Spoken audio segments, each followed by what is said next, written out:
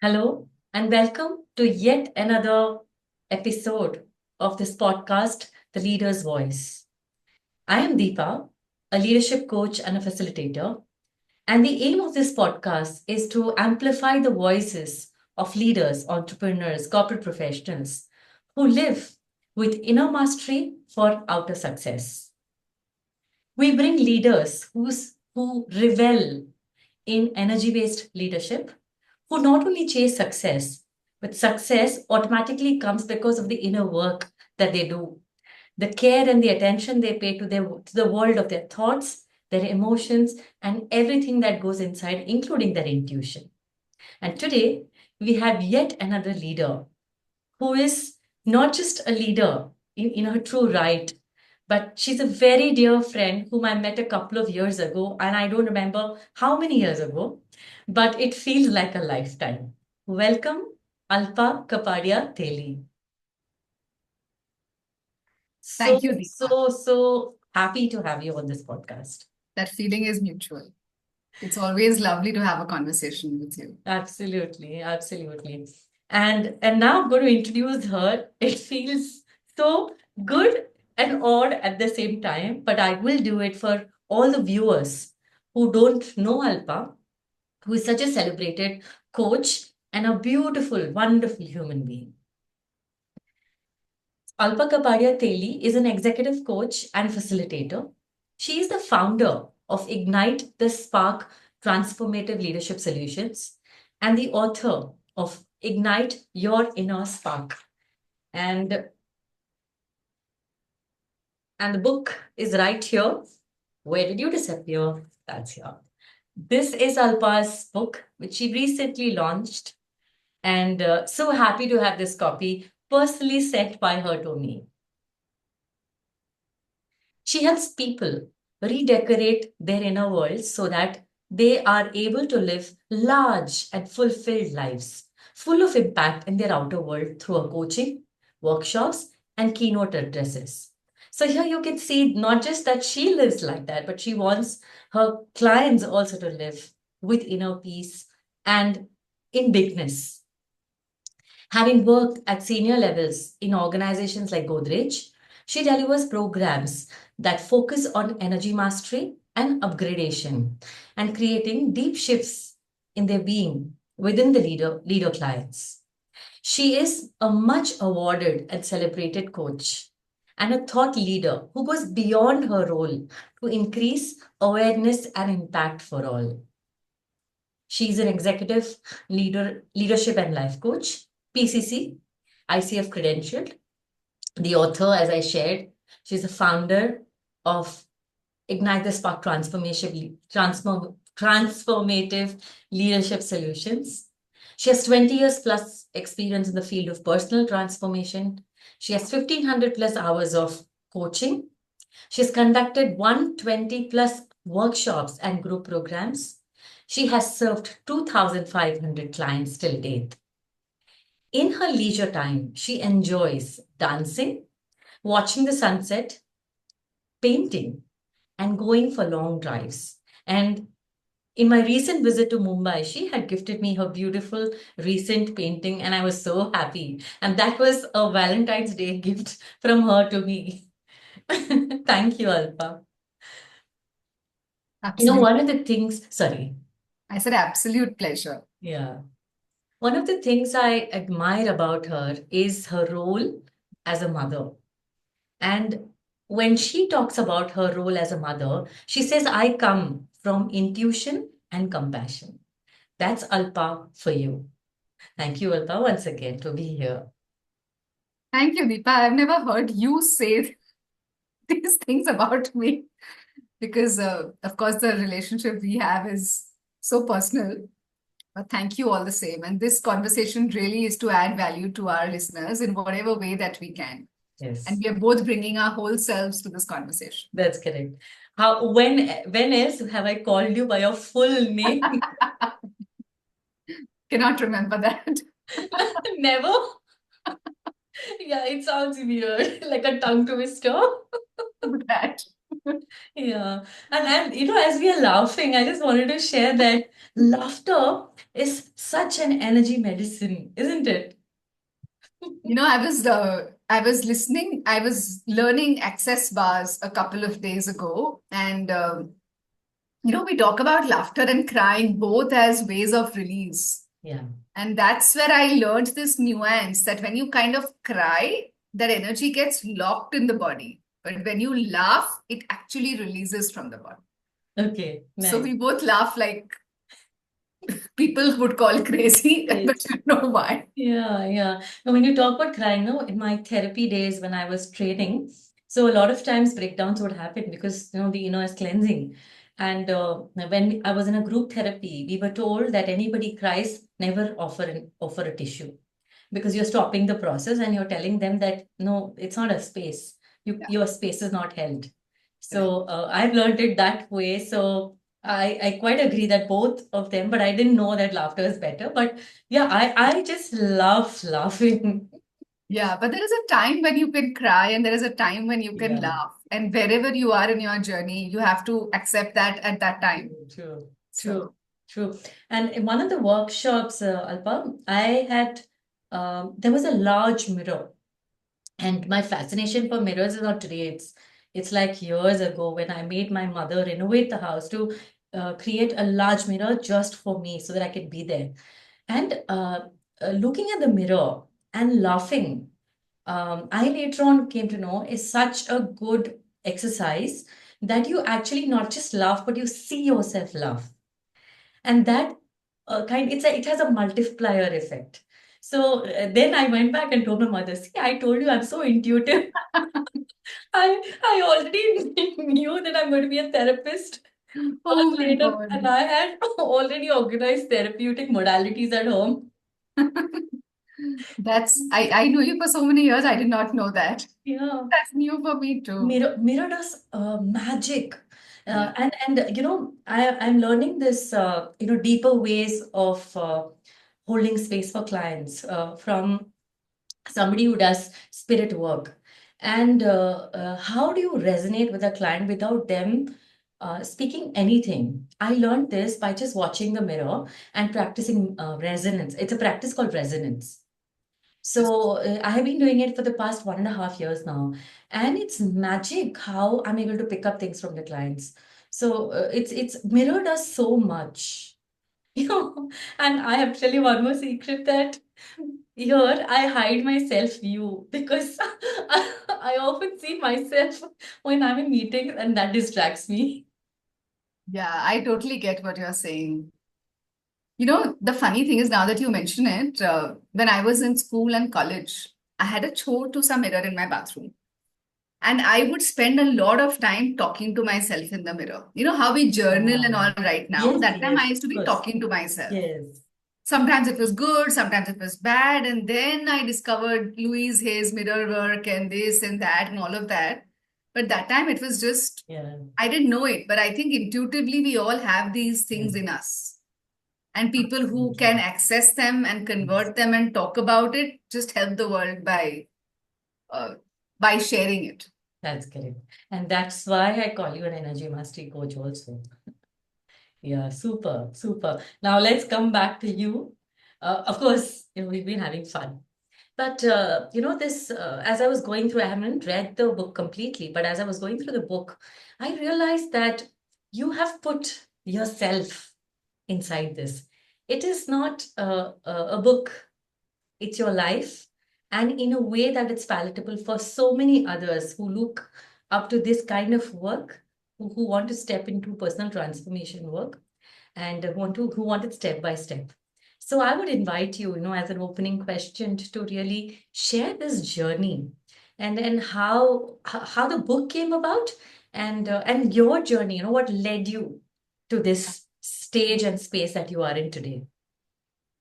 Sure, that is a beautiful question to start this conversation. This book was a gift of intuition. So it's not something I always knew I wanted to write. I was always a writer before I was an author. So I've written lots of blogs, articles, stories, essays. It is a passion. So it is not something I have done for the sake of writing, but I actually enjoy the process of writing. Many years ago, when I was in a space where I felt something needed to change, I woke up one morning with this construct of what I have put in the book as a download. Mm. And I just quickly wrote it down because it really was a gift. And my question that time when I asked that was, how do I take this to others? How do I take this journey of becoming more of who we really are to others? And that construct just came in my head. And a few days later, the name Ignite the Spark came. So that time I launched a workshop called Ignite Your Spark, and I did quite a few cohorts of it, and we followed the construct. And I know now that the construct worked because those workshops did so well. Then 2, 3 years later, I thought, let me just put it in a book, because how many people will I take one-on-one through, or in a group through this book? Let me just put it there for many more people to read. So I just took the workshop material and I put it in the book. And it stayed like that for 3 to 3 years, and I didn't touch it. And then again, there came a time and impulse and intuition to really make it a book and not just a collection of exercises. And over the last year, 2024, is when I really fleshed out the book with the stories and the connections and put my heart and soul into it, so to say, to make it a book. So it's basically 10 years of work that I have done on myself, broken up into, say, 100 steps. Correct. And you can follow it one by one. Correct. So it is my story, but it is not about sharing my story. It is about helping the reader create their new story.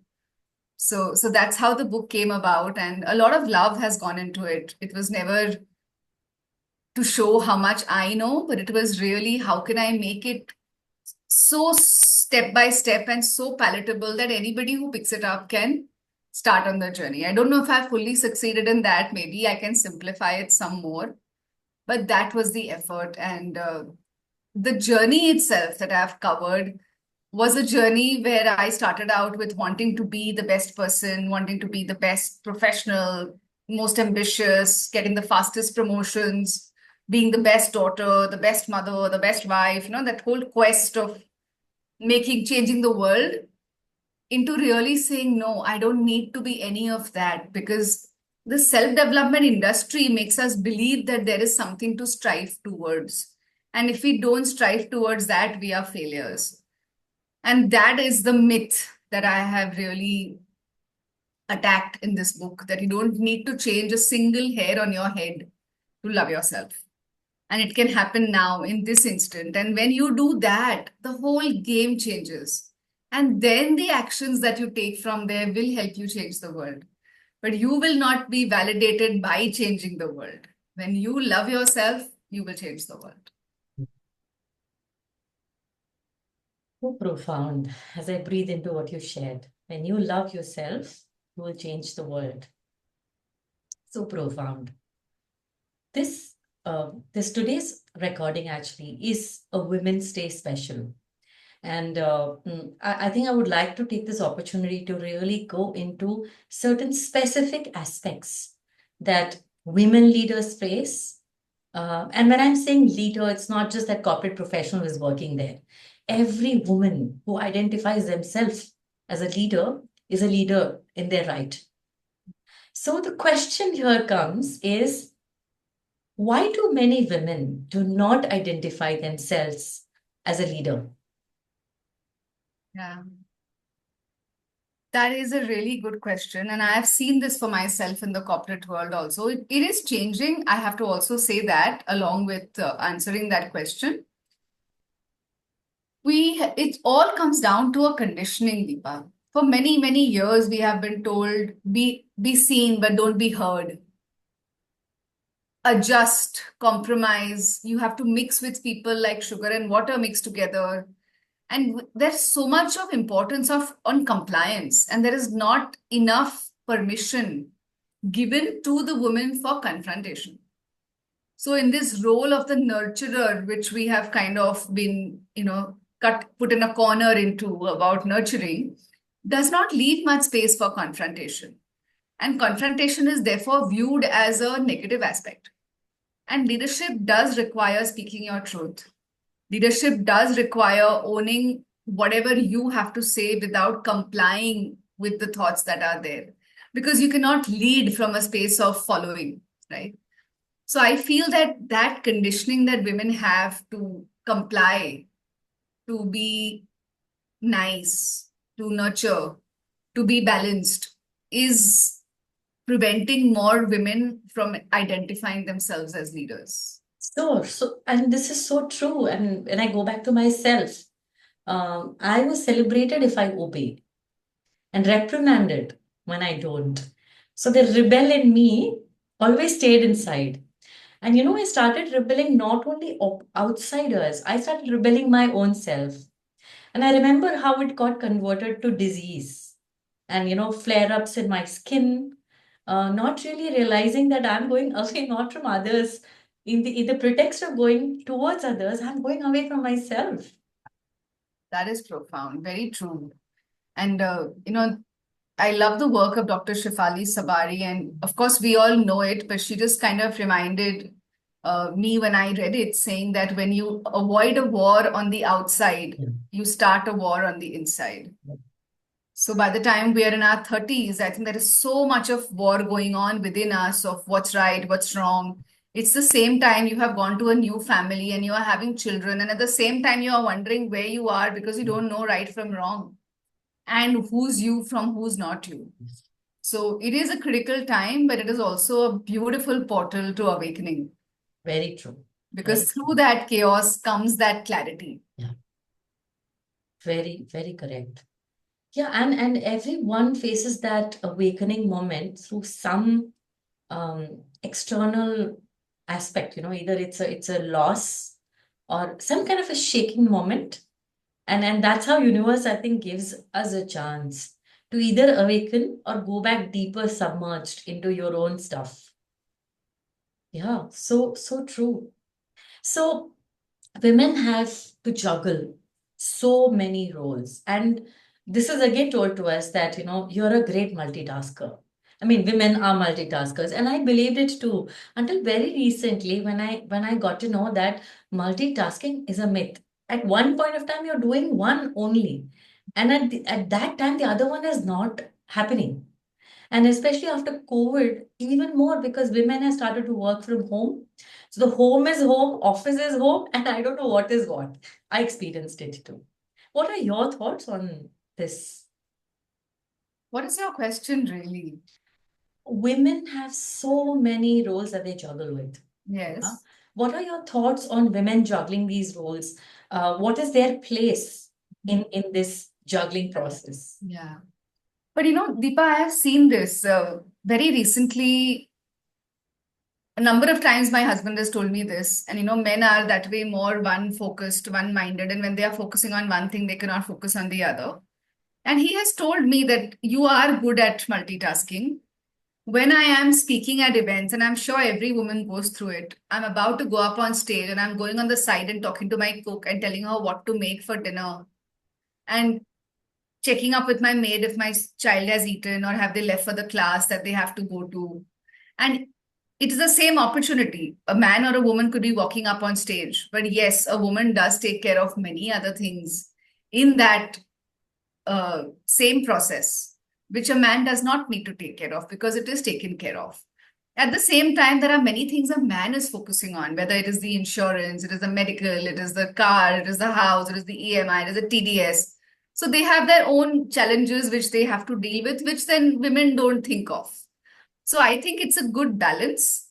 But on a day-to-day basis, I feel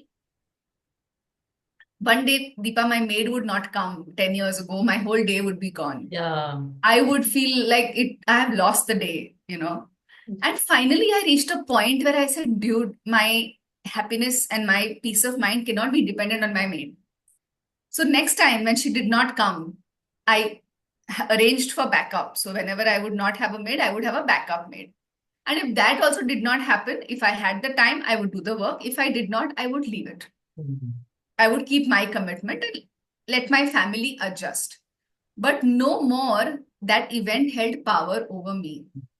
So when you are aligned, when you are at peace, that what is important for you, you will do it. Nothing can disturb you. So I feel women get hassled and get hassled with the juggling when they are not aligned with themselves. But when you are aligned with yourself, you will peacefully, gracefully do what is required, request support for where you need it, and go about your day like a human being and not as a man or a woman. When you say being aligned Yeah. to yourself, what Yeah. exactly do you mean by that? That is a very good question. So, when the same person who was me was a mother but was not working and was not working because of society reasons, not as a choice, I was not happy. I was not aligned to myself and my dreams. At that time, every single additional task of multitasking was a burden. It was not joy. It was not coming from a space of joy. But the same person, when aligned to my happiness, my purpose, my dreams, and my vision, has to do something today, it comes from a space of joy.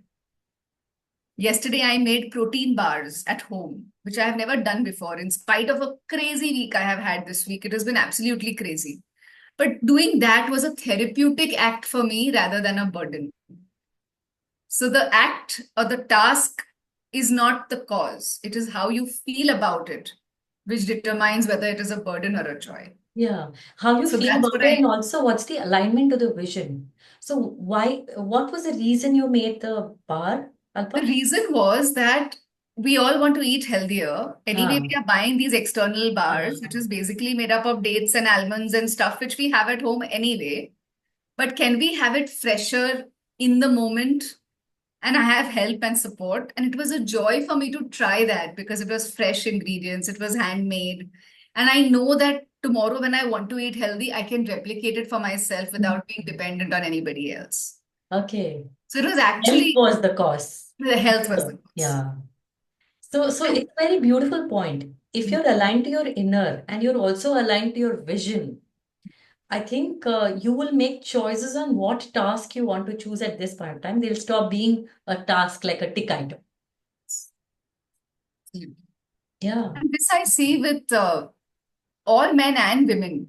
I think men are very good at aligning to what they have to do that way. And but they do compromise a lot, I feel, on quality relationships, spending time, because there is a larger focus there on work, on On the identity, external. on Yeah. grade, on the external. But with women, I have seen this even at work when you are making choices which are aligned with your soul. Like I recently attended a conference, which was a very heart curated conference. Now, I've attended hundreds of conferences, and usually it is a bunch of speakers coming together. There are big sponsors, big hoardings, shouting out the names. But when that same person who had organized those conferences organized a conference which was heart led, well curated, no sponsors, lot of space for each speaker, all the events strung together in a cohesion to give an experience to the audience, the impact was totally different. Yeah. Yeah. This really comes to the point of leading with heart and head. And I know of people, men and women, who say that leave the heart at home and lead from the head at work. And I feel so bad because we have been created with the potential of the head, heart, and the intuition and the gut. And somebody's talking about different models and structures on that. Yeah. When we have so easily access to bringing our emotions. Yeah. And this brings me to the other aspect of the inner world. I believe that the inner world has the emotions, the thoughts, the limiting beliefs, the expansive beliefs, intuition, instincts, so many things. uh, the world of emotions is really really my favorite. So what have you experienced? I mean, you shared a beautiful anecdote here. What have you experienced in your coaching work with women leaders on this aspect of the emotions and how they lead with emotions? Yeah. You know, I've seen that when you lead with your heart. Like I used to lead with my heart at work, and I stood out like a sore thumb because people are not used to that style of working. Me too. It does make you feel out of place because you wonder, am I doing something wrong here? And even the PMS or the review process does not support that. You are really evaluated on how well you use your head. But I have seen that increasingly now you have people like Joe Dispenza who are talking of brain and heart Yeah, coherence. correct. And now, in the last decade, I think the world is giving understanding that women are actually much better leaders than men. And there was a study done where they said the eight biggest qualities of being a leader at Google. And I think the first one was creating sustainable relationships, healthy relationships. And a leader is one, therefore, who is able to create that relationship with the employee or the team, which lasts through time, not just the company, but it spills over. And I have seen that there are a larger number of women who are able to own that piece of themselves. There are a larger number of women relative to what they were earlier, but it is still a small number who are able to lead with their heart and head and be balanced. However, to be true to the question, I have seen this more in entrepreneurs than I have in the corporate world. In the corporate world, I yet see a lot of hustle, a lot of external running around, and not much heart led leadership. And if they are working on coaching through the company, it helps a little bit. But the larger organization, you are a result of your environment at the end of the day. So you may get the coaching, but you are still part of that environment which rewards the hustle. So I have seen more and more entrepreneurs who have already made the decision to say no to that. And now they are creating very conscious organizations, very heart led organizations, and the most important, amazing teams, which are not as toxic as the corporate world, but really are building something beautiful together. So I see heart centered leadership as the trend and of the gig economy as well, where people now are not so much chained to the corporate world, but really are creating their own, navigating and creating their own careers in a way Yes. that is fulfilling for them. Yes, the definition of career has changed. Yes. Absolutely. No, it's so true. I experience the same when I coach a woman leader who is still in corporate. The first few sessions start with head, and but reality takes over because they genuinely can access emotions faster, and there is a capacity which is underdeveloped. And as sessions go, they realize, oh my God, I've never thought about this. Or I have it in me to be that heart-centered leader. The question again goes back to what you said, sore thumb. And I remember telling myself and telling my boss, मैं ऐसे क्यों हूँ? Why am I like this? Why can't I be normal? And normal for me at that time was aligning with all the other people who had these processes, systems, and that kind of a thought process. And for me, it was empathy, it was employees. As an HR professional, go and talk to them. You'll get to know what's the next intervention. Why do we have to go to research and identify who has done this? Yeah. That was always my case. So I guess you and me, people like you and me, and there are many more like us, Yeah. who are that torch bearer for those women leaders in organizations. Yeah. And yet you're right, they are lesser in number, increasing from the past. And when they go through coaching, or any of these, group programs, like you also facilitate group workshops. I think that's when that emotion, comes up. I've also seen one more phenomenon, and I wanted to table it here, that emotions are a boon and a bane. So being over emotional is also a struggle. And because emotions flow very naturally to women, there is this incapacity to deal with the excess. Yeah. I'm sure you would have observed it either in coaching or in organizations. What are some of the practices that when that happens, women can access to? I've seen this in my own life also, Yeah, good. along with coaches and organizations, that emotions can either be a very beautiful, calming river, which is flowing gently, beautifully, and there's fresh water all the time. And emotions can also be a flood. So when there are no boundaries, that energy, which can be very peaceful, also floods. So I have seen that the ability to set boundaries around your own emotions and your own self is a very key aspect of channeling your emotions in a good way. Also, an emotional education, understanding that emotions are not random. Emotions are a gift, they are energy in motion. They are telling you something. So, if you are exhausted, if you are depleted, if you are sorrowful, there is a decision that you have taken which has caused you to have that emotion. It is not just something which has appeared out of nowhere in your life. So, also, I teach something called the emotional iceberg model, where I have the seen, unseen, and the unconscious. What we see are the emotions, what we don't see are the decisions we have made, which led to the emotions. Either they are decisions we have made or they are narratives we have told ourselves about what we can and cannot do, which is causing those emotions. And the reason we make that particular set of decisions or narratives is the unconscious trauma conditioning that we have when we are growing up.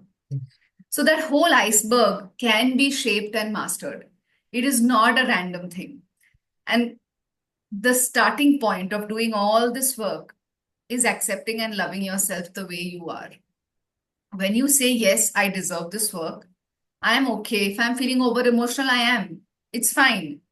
Usually, I feel that anxiety and this over emotions is a lot of emotions stuffed together. When there is a lot of halchal in the box, a lot of things pushed under the carpet, it starts clanging together and it needs to come out and then it bursts as a volcano. But while you were building that up, if you could process each one as it came, it would not lead to the volcano. So, setting boundaries and education on how to master and channelize your emotions is the biggest strength a woman can have. And when she learns to regulate these emotions, her relationships, her interactions at work, with her own self, excuse me, in her family will all change to make the environment more constructive, more beautiful, and more nurturing. I so agree. Education, especially.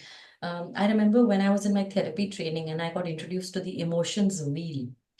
For the first time, I understood that there is more than I feel good, I feel nice, I feel angry, I feel sad. I mean, a whole plethora, my vocabulary, my emotions vocabulary completely expanded.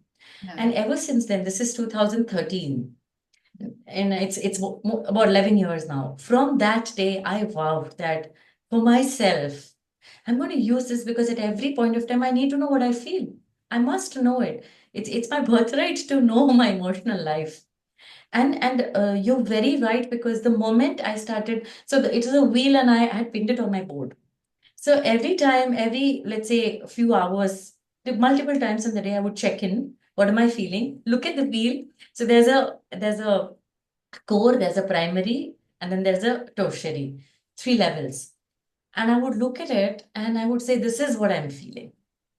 It made whole of a lot of a difference. That first of all, I had seen it, named it, and then acknowledged it. And the moment I've acknowledged it, I can make a choice what to do with it. Yeah. Yeah, and also the behavior, like either cry about it or laugh about it or call a friend and rant and just get done with it. Yeah. And this what you said, call a friend and rant. One thing I learned from you, Deepa, when we speak, whenever you ask me how I am, or whenever I ask you how you are, we don't say, hey, we are fine and we're okay as we normally Yes. say. Both of us will take a pause and we will check in and we will actually share what is happening. Yes. And that is because that space is accepting. And if you can really create more of this tribe in your life, where you can have these real conversations and not the superficial, how are you? I'm fine, all well, all great, amazing, superb. But actually check in and say, yeah, this is how I'm feeling right now. It raises so much awareness and it increases so much acceptance of who you are. Very true. Very true. And connected to that, when people ask me, I say I am must. So must is added to my emotions vocabulary because I just feel good. When I don't say it, people say, why not must? So there is a societal expectation that I will say it in a certain way all the time. Yeah. I mean, some say it as a joke, and some say not must, and something is wrong because it has to be must. And like you said, emotion is energy in motion. Energy keeps moving like air. So it is not going to be the same. It is not earth in motion. It is not grounded. It can shift. That's the best thing, Then when you feel sad, it will shift tomorrow or next moment. Thankfully, Otherwise, my God, I can't imagine a sulking me all the time. Mhm. I can't hold it. In the Ashtavakra Gita, Shri Ravi Shankar says that every emotion lasts 2.25 days. So wave that comes, it can Yeah. only last 2.25 days and then it has to go. Hmm. So that is the timeline which an emotion Interesting. can stay. So if you are choosing to stay in that emotion longer than that, it is a choice. Yes. Very true. Yeah. Yeah. And this awareness tells us that, yeah, let's pay more attention to it because that's about mastering the energy. The energy of emotion is critical. And you also talked about the unconscious aspect in your emotional iceberg, and you talked about trauma. And this is one of the aspects that I again met in my therapy training 11 years ago. And I realized the extent to which I was suffering from trauma. And it was like, oh my God, is there a redemption ever? Is how I thought then. Of course, it's a long way now. But I've seen that the impact of these unconscious behaviors, okay? And sometimes the unconscious behaviors are also the light, the aspects of gold that's submerged inside as shadows. And you do also a lot of shadow work. So and sometimes when we are not aware of that, what I realize is it turns to unconscious behaviors, one of which I've also practiced and I see many is workaholism. So I call workaholism as celebrated addiction because it is an addiction, but I don't know what without that, but yet I move on. Yeah. And of course it is there in men, women, all alike. No. What is your thought, your view on it? No, what you're saying is bang on. And the reason why most of us, men or women, don't look at the trauma is because the first time you see it, you have no idea how to deal with it.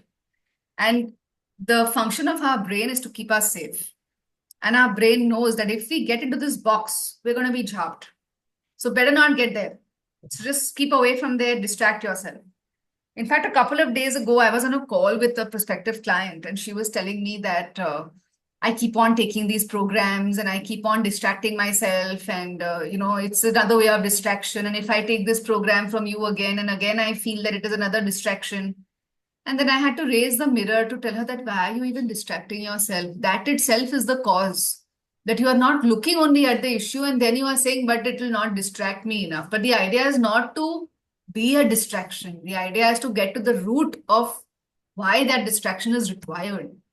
So I have seen many women who know that their, say, husbands are having affairs and they just maintain an amazing front that everything is fine because they cannot deal with it.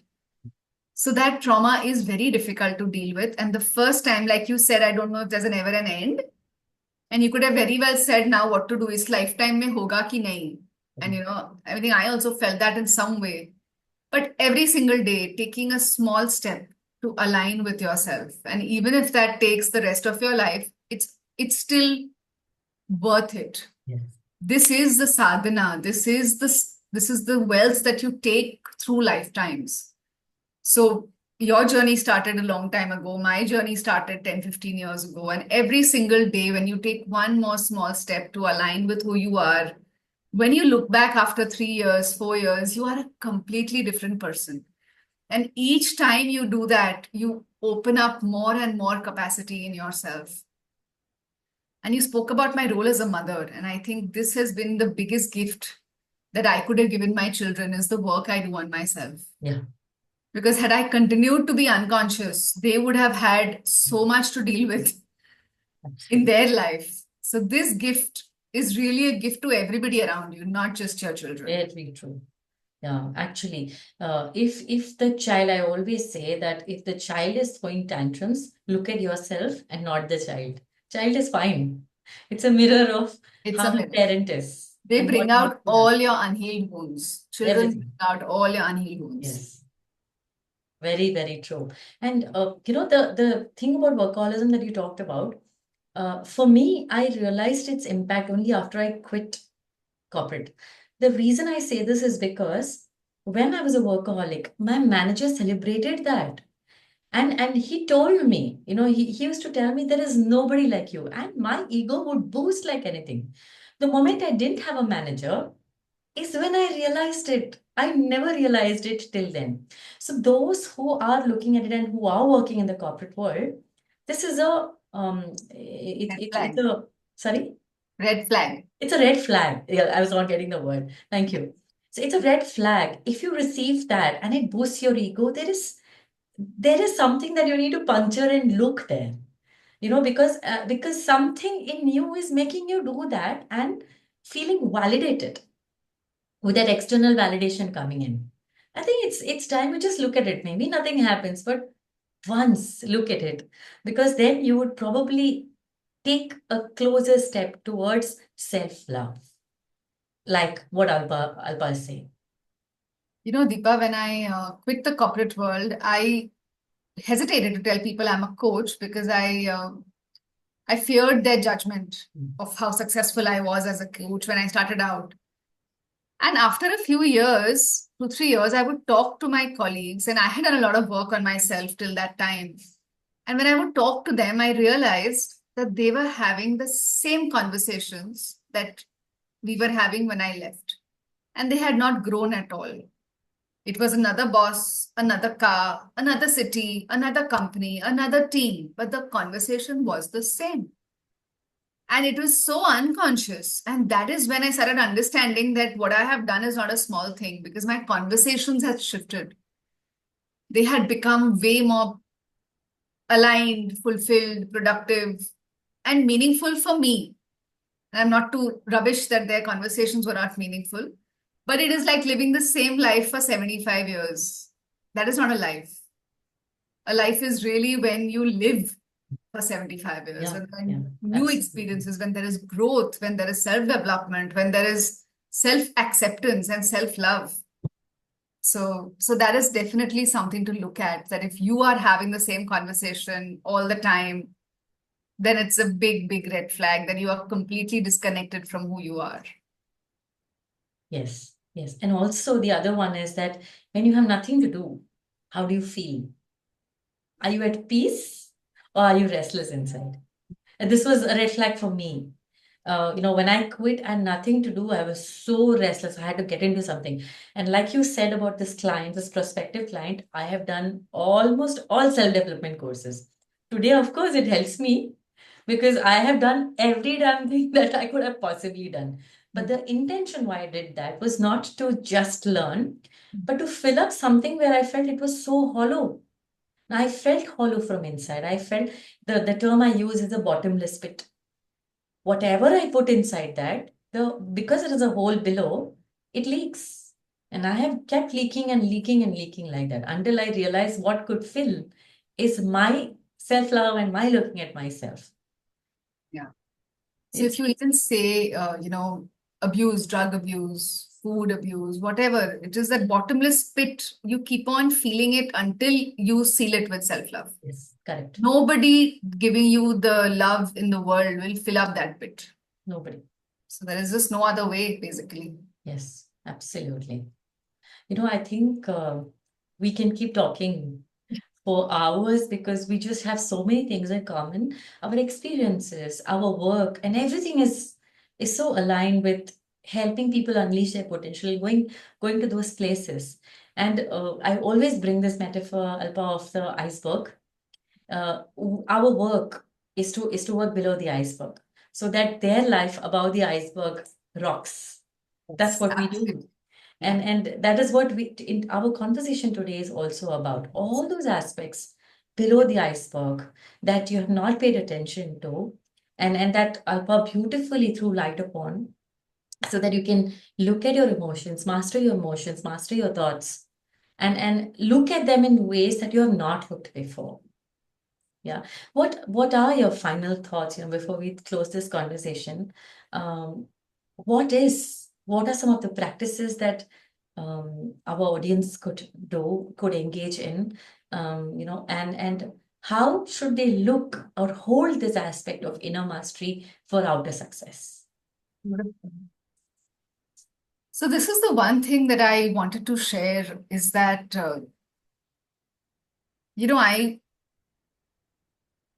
I thought I was a very good girl. I played the victim for many years of my life. I always did the right thing. And that made me feel that the world was wrong because I was doing the right thing. And if I'm doing the right thing, then the world should behave in a certain way. If it did not fulfill expectations, I said they are wrong. And this can be anybody's whole life, right? But only at that point, I realized that trying to change the outside was not working. It was just failing miserably. Being tired of that, when I shifted focus to changing, to reconstructing my inner world, the space from which I was acting, the inner world changed and the outer world changed. And all of that started from not needing to be bigger or better, but being who you really are. Accepting your shadows, accepting your flaws. Anybody would call me selfish or jealous. I would be up in arms. How can you say that about me? So, not accepting my shadow parts led me living a very half life. And I think that's what most of the world is doing today. Not accepting their shadow parts is a very half life. And truth is whole, it's not black or white. So my final words is accepting yourself as you are, strengthening that every day, speaking your truth. It's just starting from that point of checking in that am I really saying what I feel? Is there an alignment between my words, thoughts, and actions or not?